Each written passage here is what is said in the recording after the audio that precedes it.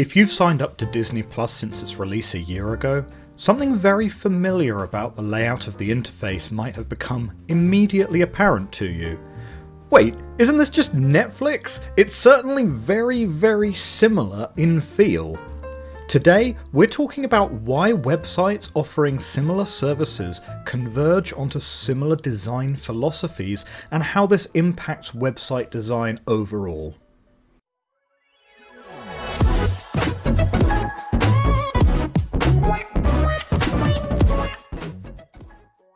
So first, let's get a grounding on what I'm talking about when I say design here, as I'm not talking about the detailing, and I'm certainly not talking about the content or the exact UI configuration. I'm talking about the overall feel of the website, what controls it's using, how those are laid out, and how they interact with each other. Let's first look at Netflix as an example. You have a logo in the top left corner, a horizontal menu containing elements, an area on the right hand corner for user settings, account settings and so on, somewhere in the top banner for searching for content. Then in the main area you have a large headline item. This is a piece of content they're particularly wanting to advertise and makes the screen slightly more interesting than just presenting a list of videos immediately.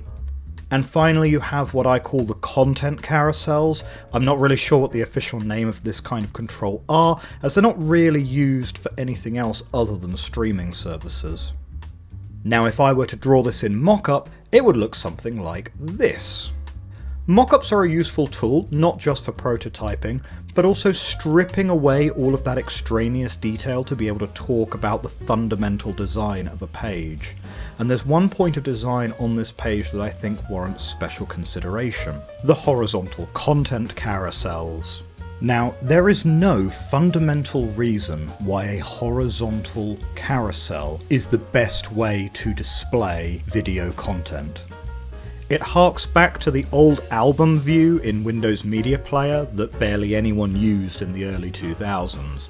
Horizontal scrolling is considered in many aspects of UI design to be suboptimal, as the user generally has to click to scroll rather than use a mouse wheel, depending on where the focus of their cursor is. A quick addendum for that: if you're designing for mobile, the left-right is more natural, as you're not relying on that scroll wheel on the mouse to take you up and down the page. But designing for mobile is a totally different realm of design, and so we're limiting this discussion to the desktop application only. Now, of course, some streaming services don't use horizontal scrolling at all. FilmDoo, for example, works entirely on vertical scrolling. So why have the big three, Netflix, Amazon, and Disney Plus, all gravitated in this direction? Is it as simple as, well, they just copy each other, right? Or Netflix is the market leader, so do what Netflix does. They've already done all the hard design work. Well, yes and no. And this is where we come to something called Jacob's Law. Jacob's Law essentially states that users spend most of their time on other sites. This means that users prefer your site to work the same way as the other sites they already know. Indeed, unless you're Facebook or the Google search engine, chances are you will get less than 1% of a user's total time using your site. That means if your website functions significantly differently to other websites that a user is familiar with, you are increasing the cognitive load on those users.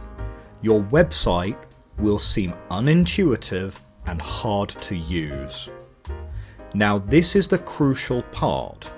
Your design might be better than the common practice, but because users are used to other websites, yours will be unintuitive by comparison. So, Jacob's Law becomes a bit of a self-fulfilling prophecy. Because something is commonplace, it becomes good design because people are familiar with using it. And things which break from this mold have a higher critical bar for success. If you're going to make a website which bucks the trend set out by other websites in the same space, you had better make absolutely sure your user experience is significantly better than the competition. And once you're aware of Jacob's Law, you start seeing it everywhere. Here's another mock-up I put together. It's for a page on an e-commerce site showing the details of an item. Let's look at the key features. We have our company logo in the top left corner, a big search bar in the top center of the screen, user configurations in the top right, and a link to our shopping cart. We'll have the product image on the left with a set of smaller secondary images that can be enlarged, title and details of the item in the center with some selection on color, size, and so forth. And on the right we'll have an area to either buy the item, add to wishlist, and similar action items that you're going to do on the item in question. And we should also have a carousel of other similar items in case the user decides this isn't quite what they're looking for.